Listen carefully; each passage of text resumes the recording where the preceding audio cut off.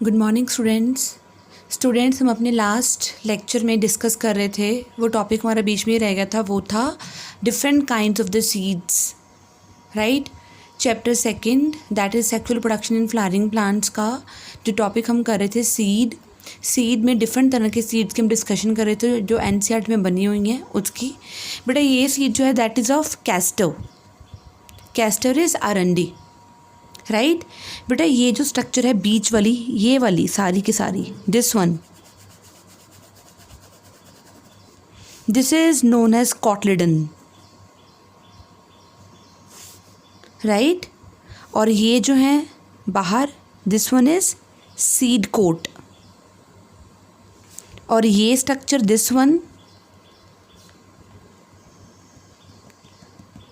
This is endosperm.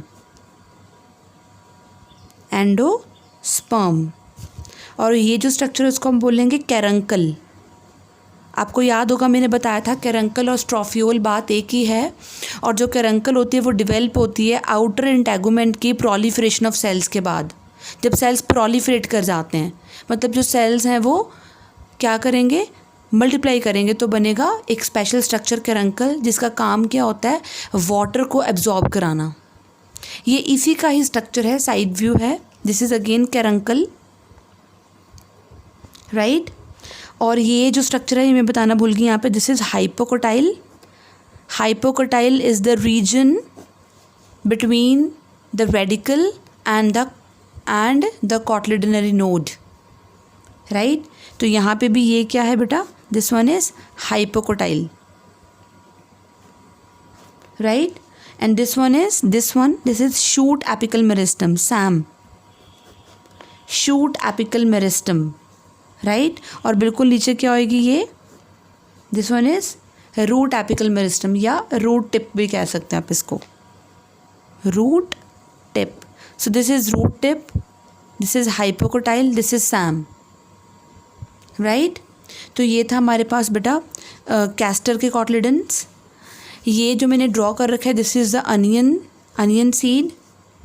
ये जो बीच में आप स्ट्रक्चर देख रहे हो ये है cotyledon, this is cotyledon, right. And this one is root tip, this one is endosperm, right. और ये जो आपको स्ट्रक्चर यहाँ पे नज़र आ रही है this one is Sam, that is shoot apical meristem, clear। और ये जो बीच में स्ट्रक्चर मैं ड्रॉ कर रही हूँ अभी, this one is hypocotyl root axis. ये क्या होगी, root tip. So this is hypocotyl,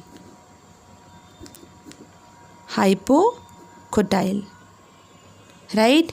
और ये बाहर वाला ये जो लेयर्स बना रखे हैं this is seed coat,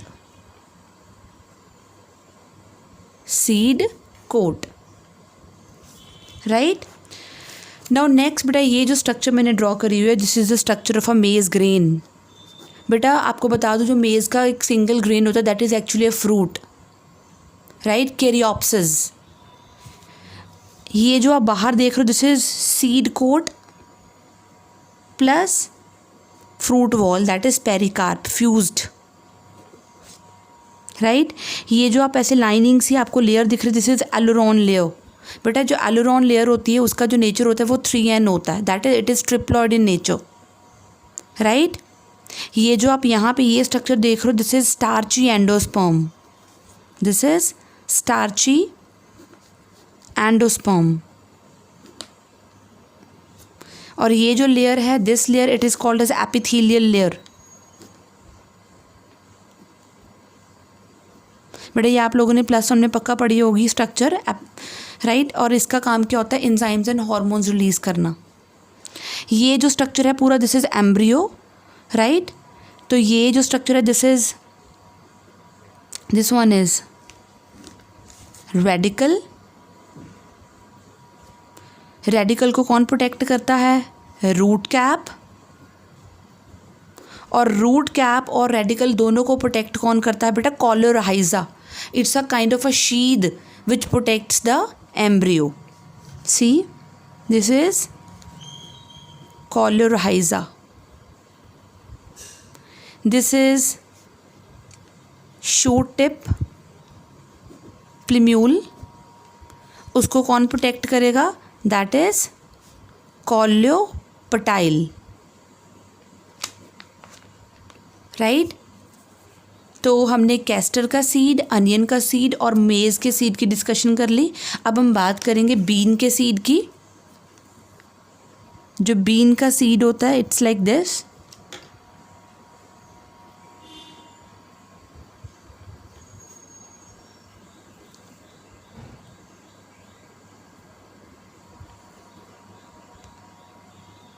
clear. ये कॉटलिडन्स हैं,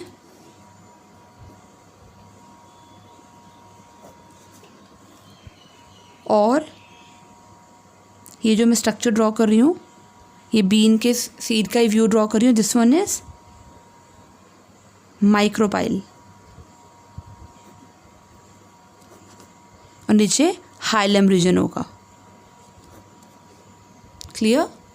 तो ये थे हमारे पास डिफरेंट सीड्स की स्ट्रक्चर जो हम डिस्कस करना चाह रहे थे। और अपनी लास्ट क्लास में हमने what is seed, what are the parts of seed, what are the types of seeds में हमने albuminous seed and non albuminous seeds, इसके अलावा हमने orthodox and recalcitrant seeds, largest seed, smallest seed, इसके अलावा हमने ये चीज़ें डिस्कस कर ली थी, राइट। अब हम स्टार्ट करेंगे, that is the germination of seed. Next topic is the germination of seed, right. बेटा देखो, जो एम्ब्रियो होता है ना सीड का, that will give rise to the plant. Actually we know that जो एम्ब्रियो होता है बेटा, that is actually future tiny plant. जो उसकी रेडिकल होते हैं that will future root, and उसकी जो प्लिम्यूल होती है that is future shoot, right. तो जो जर्मिनेशन है बेटा, it depends upon the type of the seed. तो 3 तरह की जर्मिनेशन होएगी, एपिजियल germination, hypogeal germination and vivipary, right. तो फर्स्ट इज, हम बात करेंगे सबसे पहले हम एपिजियल जर्मिनेशन की। एपिजियल जर्मिनेशन, बेटा देखो एपिजियल जर्मिनेशन में होगा क्या? एपी मतलब अबव, राइट। अबव क्या पार्ट आएगा? अबव आएंगे सीड के कॉटलिडन्स। तो पहले हम इसको देख लेते हैं, इस डायग्राम के थ्रू हम कर लेते हैं पहले, राइट। सी, ये रहा हमारे पास सीड जो कि सॉइल के अंदर है, राइट। और सीड के ग्रो होने से, जब सीड की ग्रोथ होएगी ऑब्वियसली वो वाटर लेगा, न्यूट्रिएंट्स लेगा, ऑक्सीजन लेगा, तो सीड कोट भी थोड़ा सॉफ्ट हो जाएगा, राइट। तो अब क्या होगा बेटा, उसके साथ रेडिकल जो है वो रिलीज़ होनी, बाहर आनी शुरू होगी, और हाइपोकोटाइल की ग्रोथ शुरू हो गई। सो this is radical and this is hypocotyl, right. तो देखो आप, अभी भी मैं क्या दिखा रही हूँ कि हाइपोकोटाइल की ग्रोथ होती जा रही है। तो एपिजियल जर्मिनेशन में हाइपोकोटाइल की ग्रोथ हो रही है। हाइपोकोटाइल क्या था? Hypocotyl is the region of the embryonal axis that is between the radicle and the cotyledonary node, right. Epicotyl अभी भी अंदर है सीड्स के, ये कॉटलिडन्स के अंदर है, राइट। तो देखो अब क्या होगा, क्योंकि हाइपोकोटाइल इतनी ग्रो हो गई, राइट, कि जो कॉटलिडन्स हैं, पहले तो मैं इसके डायग्राम भी ड्रॉ कर रही हूँ कि कॉटलिडन्स जो हैं वो दे आर पुश्ड, बाहर निकल आए, राइट। सी, जो हाइपोकोटाइल है that grows so much, hypocotyl की इतनी ग्रोथ होगी that cotyledons they pushed outside the soil, right. और जो कॉटलिडन्स हैं they act as a first seed leaves. तो पहली जो फोटोसिंथेसिस है it is done by the seed leaves. ये देखो, ये जो मैंने बनाया है ये कॉटलिडनरी लीव्स हैं, इनको हम सीड लीव्स भी बोल सकते हैं, राइट।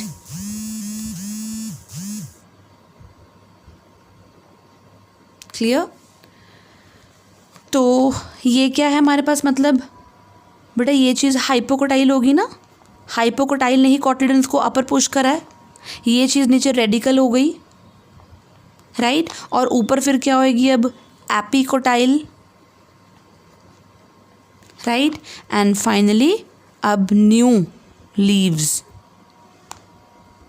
जो फोटोसिंथेसिस करेंगे। यानी कि एपिजियल जर्मिनेशन मतलब cotyledons they come out of the soil during germination, they come out, see cotyledons they come out, right. और क्योंकि बहुत हायर ग्रोथ हुई है हाइपोकोटाइल में, ग्रोथ उसकी ज़्यादा हुई है, तो कॉटिलिडन्स तभी तो ऊपर आए हैं। So higher growth in the hypocotyl, it push the cotyledons towards the upper side on the above surface, right? And cotyledons, they become green leaf like and they perform the photosynthesis. See, seed leaves or cotyledons become green and perform photosynthesis and perform photosynthesis. और हमारे पास जो इसके examples हैं वो है कैप्सेला, castor, onion, papaya, right. तो ये हमारे पास कुछ एग्जांपल्स हैं एपिजियल जर्मिनेशन की। तो मैं यहाँ पे समराइज़ करती हूँ एपिजियल जर्मिनेशन को कि हाइपोकोटाइल की ग्रोथ या इलॉन्गेशन होने के कारण कॉटिलिडन्स बाहर की तरफ आ गए। किसकी ग्रोथ होने के कारण, हाइपोकोटाइल की। यहाँ पे जब वो इतनी ग्रो करी जाएगी तो बेटा इस पर प्रेशर आएगा तो they will come out. And this type of the germination occurs in Capsella, Castor, even in the tamarind, imli, in the beans. So in some cases बेटा क्या होता है, these above ground cotyledons they become green. मैं बता चुकी हूँ already, green हो जाएंगे and because ग्रीन होंगे तो वो फोटोसिंथेसिस भी करेंगे। और ये सीडलिंग जब तक इंडिपेंडेंट नहीं होता तब तक ये फोटोसिंथेसिस करते रहते हैं, राइट। लेकिन कुछ प्लांट्स लाइक जैसे टैमारिंड में और फ्रेंच बीन्स में बेटा ये जो लीफ लाइक जो बाहर आई हैं structures cotyledons, they actually do not become leaf like, वो बनते ही नहीं लीफ की तरह and they fall, right. Cotyledons do not become leaf like, do not become leaf like and they fall, right. So this is about apigeal germination. Next we will learn about the hypogeal germination. Hypogeal germination बेटा as a name indicates hypo, अब cotyledons कहाँ रहेंगे, below the surface, वो ऊपर नहीं आएंगे, right. तो इसमें एपिकोटाइल पहले बाहर आएगी। सी मैं यहाँ पे डायग्राम ड्रॉ कर रही हूँ, ये हमारे पास seed in the soil, seed में epicotyl grows above and hypocotyl grows below, नीचे होगी रेडिकल। तो देखो कॉटिलिडन्स नीचे के नीचे रह जाएंगे, एपिकोटाइल ऊपर ग्रो करती रहेगी।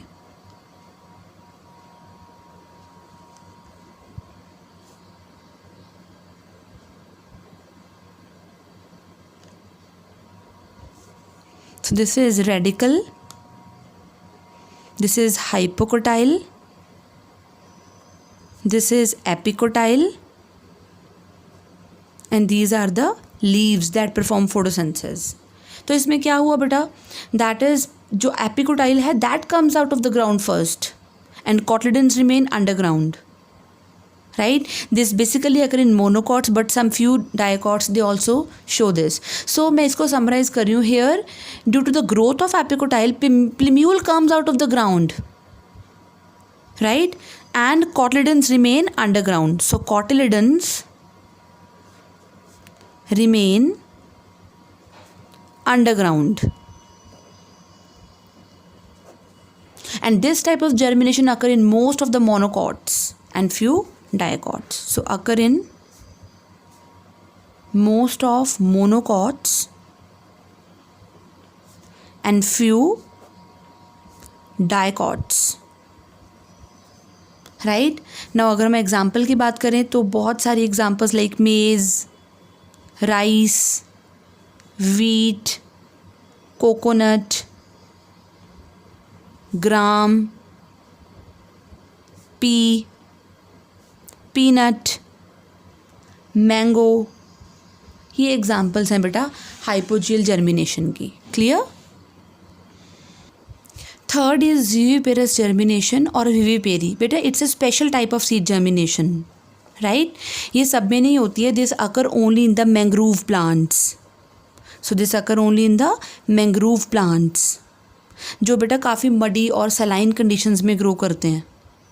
आपने +1 में इनकी एग्जांपल्स करी होंगी लाइक राइजोफोरा, आपको याद होगा इनमें नोमैटोफोर्स बनते हैं, राइट। एविसीनिया, सोनेरेटिया, इनके जो कॉमन नेम्स जैसे सुंदरी है ना, वर्नैकुलर नेम है इनके। Another example is Ceriops, right. Another example is Bruguiera, right. तो इसमें क्या होता है बेटा, विविपेरी वैसे हम क्या कहते हैं, viviparous that give birth to young one.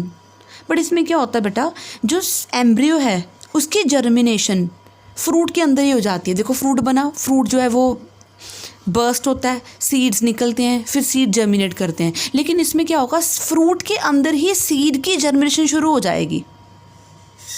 So there is no resting period and the germination occur inside the fruit. So germination of seed occur inside the fruit,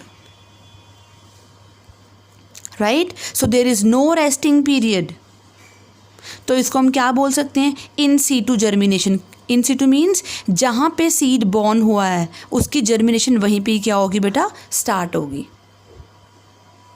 right? Clear है ये चीज़? सो fruit के अंदर ही germination शुरू हो जाती है. जैसे कि सपोज़ ये देखो, ये हमारे पास प्लांट है, राइट? और ये इसका मान लो फ्रूट है जो मैं ड्रॉ कर रही हूँ अभी. तो फ्रूट के अंदर ही बेटा इसकी क्या स्टार्ट होगी, देखो. यस, ये देखो ये चीज़, this one is radicle, right? This one is hypocotyl.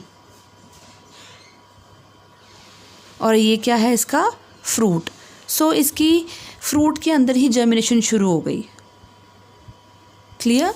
So this is about the types of germination. Clear? Now अब हम बात करेंगे what are the factors that affect the seed germination. So factors affecting seed germination. कौन कौन से factors हैं बेटा जो सीड की जर्मिनेशन को इफ़ेक्ट कर सकते हैं, राइट? तो फर्स्ट सबसे पहला जो फैक्टर है, राइट, पहले हम बात करेंगे एक्सटर्नल फैक्टर्स की, बाहर वाले फैक्टर्स. एक्सटर्नल फैक्टर्स की बात करेंगे. सबसे पहले बेटा आएगा मॉइस्चर. मॉइस्चर या हम इसको वाटर, राइट? बेटा वाटर या मॉइस्चर सबसे इम्पॉर्टेंट फैक्टर होता है जर्मिनेशन ऑफ सीड के लिए, राइट? मैं आपको बता दूं, जब कोई भी सीड अगर डॉर्मेंट होता है, डॉर्मेंट मतलब उसने अपने जितने भी मेटाबॉलिक एक्टिविटीज़ हैं वो सारी सस्पेंड करी हुई हैं, इनएक्टिव हुआ है. तो जब उसका डॉर्मेंसी पीरियड चल रहा होता है सीड का, बेटा फिर भी उसमें 10 to 15% वाटर होता है. So dormant seed has 10 to 15% of water in it. और बेटा एक्टिव लाइफ प्रोसेसेस के लिए, उसको अपनी वाइटल एक्टिविटीज़ के लिए, उसको बेटा इतने कम अमाउंट ऑफ वाटर में वो ग्रो नहीं कर पाएगा. तो अपनी एक्टिव लाइफ प्रोसेसेस के लिए उसको कितना वाटर चाहिए? For active life process it requires 75 to 90% of the water, right? और ये वाटर एब्जॉर्ब करके वो स्वेल हो जाएगा. स्वेल होगा तो वो सीड कोट को बर्स्ट करेगा, लेकिन बेटा वो अपना जो वाटर है और ऑक्सीजन है वो माइक्रोपाइल के थ्रू ले लेता है, right? Now second condition is oxygen. तो एक्सटर्नल फैक्टर में नेक्स्ट कंडीशन क्या आएगी बेटा? ऑक्सीजन. बेटा जितने भी प्रोसेसेस हैं like cell division, cell elongation, तो बेटा ये सारे एनर्जी रिक्वायरिंग प्रोसेसेस होते हैं। और एनर्जी कैसे बनेगी? एनर्जी बनेगी जब फूड क्या होगा बेटा? ऑक्सीडाइज होगा। जब ऑर्गेनिक सब्सटेंसेस ऑक्सीडाइज होते हैं तो एनर्जी रिलीज होती है। So oxygen is very much essential for the oxidation process, right. So healthy germination of seed के लिए अगर ऑक्सीजन नहीं हुई तो बेटा वो जो सीड है वो ग्रो नहीं कर पाएगा। क्लियर? सो जितने भी प्रोसेसेस हैं like cell division, cell elongation, so cell division और सेल इलॉन्गेशन के लिए, इन प्रोसेसेस के लिए क्या चाहिए होगी बेटा? ऑक्सीजन। बिकॉज ये कैसे प्रोसेस होते हैं बेटा? ये सारे एनर्जी डिमांडिंग प्रोसेस होते हैं। They are actually energy consuming processes. So all these processes require oxygen. So they are energy demanding processes, right? And जो एनर्जी होगी, एनर्जी कहाँ से आएगी? एनर्जी जो है that is energy comes from oxidation of the food. So food को oxidise करने पे क्या मिलेगी? एनर्जी मिलेगी। तो अगर हेल्दी जर्मिनेशन चाहिए किसी भी सीड की तो वो स्कार्सिटी ऑफ ऑक्सीजन में नहीं हो सकती, जैसे डीप सॉइल में नहीं होगी। सो जो भी क्रॉप के सीड्स हैं बेटा they are sown by the farmers some about 5 to 7 centimetre deep, इससे ज़्यादा नहीं। So seeds should be sown about 5 to 7 centimetre deep. Clear? Next जो है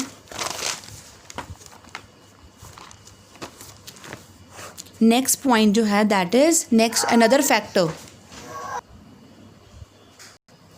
now another factor is temperature, right. But जो suitable temperature होता है ना for the favourable range जो हम मानते हैं that is about 20 to 25 degree for the germination of the seed, right. And this is very much important for the germination of the seed. और बेटा अगर हम ये देखें कि जो प्रोटोप्लाज्म है और जो एंजाइम्स हैं बेटा वो एक पर्टिकुलर रेंज पे ही एक्टिव रहते हैं, राइट। तो जो सीड्स हैं वो जर्मिनेट नहीं कर पाएंगे from 0 to 5 degree. So seeds do not germinate from 0 to 5 degree and even seeds do not germinate above 45 degree. So जो appropriate, जो suitable, जो favorable temperature that would be 20 to 25 degree, right? Next is the food or next is light, light. It is external factor. But a light, most of the plants don't require light, right? पहली बात तो उनको नहीं चाहिए होती, लेकिन बेटा बहुत फास्ट जर्मिनेशन होती है सीड्स की in the absence of light. But some plants they require light for the seed germination. So most of the plants do not require light. Even seeds germinate fast.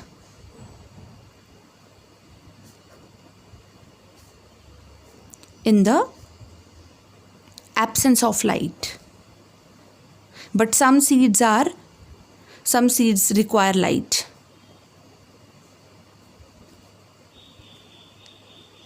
So light is required by some seeds, right? तो ये थे हमारे पास external factors। अब हम बात करेंगे internal factors की, right? कि जो सीड है उसके इंटरनल फैक्टर्स कौन से होंगे जो उसको जर्मिनेशन के लिए हेल्पफुल होंगे, राइट। तो इंटरनल फैक्टर्स, सबसे पहला फैक्टर है वो है वेरी वेरी इंपॉर्टेंट फूड और न्यूट्रिशन, राइट। बेटा ग्रोथ, एम्ब्रियो की ग्रोथ के लिए न्यूट्रिशन की बहुत ज़्यादा डिमांड रहेगी। एंड वी नो दैट बेटा फूड कहाँ पे स्टोर होता है? Food is stored in endosperm और इन द कॉटलिडन्स। सो बेटा जो एंडोस्पर्म होंगे या कॉटलिडन्स होंगे, वी नो दैट उनमें जो रिजर्व फूड होता है, राइट, और वो बहुत ज़्यादा इंपॉर्टेंट है बिकॉज जो फूड ऑक्सीडाइज होगा तो ही जाके बेटा एनर्जी मिल पाएगी सेल डिवीजन के लिए, सेल इलॉन्गेशन के लिए, राइट. सो एम्ब्रियो की growth depends upon the stored food material in the cotyledons or in the endosperm during germination period, right. So up to the formation of radicle and up to the formation of plumule, सारे के सारे जो dependency है that is on the food, right. and second जो feature है internal feature, जो second feature है, second internal feature है वो है that is the completion of dormancy period. Completion of dormancy period. बेटा अगर सीड ने अपना डॉर्मेंसी पीरियड अभी तक ख़त्म नहीं करा तो बेटा वो कैसे जर्मिनेट करेगा? It is not been able to germinate it. Third, बेटा हो सकता है एम्ब्रियो मेच्योर ना हो, यानी कि अगर मेच्योर होगा एम्ब्रियो तो ही जर्मिनेट करेगा, अदरवाइज एम्ब्रियो की सीड की जर्मिनेशन नहीं होगी. एंड फोर्थ, उसके पास एंजाइम्स अंदर प्रॉपर अवेलेबल होने चाहिए. तो ये इंटरनल फैक्टर्स हो गए कुछ.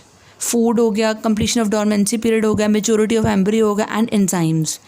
तो एंजाइम्स अगर होंगे तभी बेटा कॉम्प्लेक्स फूड सिंपल में कन्वर्ट होगा और फिर ऑक्सीडाइज होके एनर्जी मिलेगी. सो RNA होना उनका, उन प्रोटीन्स, एंजाइम्स होना, एम्ब्रियो मेच्योर होना और उसका डॉर्मेंट पीरियड कंप्लीट होना वेरी वेरी इंपॉर्टेंट है फॉर एम्ब्रियो टू जर्मिनेट. लेकिन अगर आपको सिर्फ फैक्टर्स आता है तो यहाँ पे 3 फैक्टर्स स्किप कर सकते हो फिर भी, राइट. आपको सिर्फ कौन से फैक्टर्स करने होंगे? Temperature, food, nutrition, light, right, और इसके अलावा वाटर एंड ऑक्सीजन.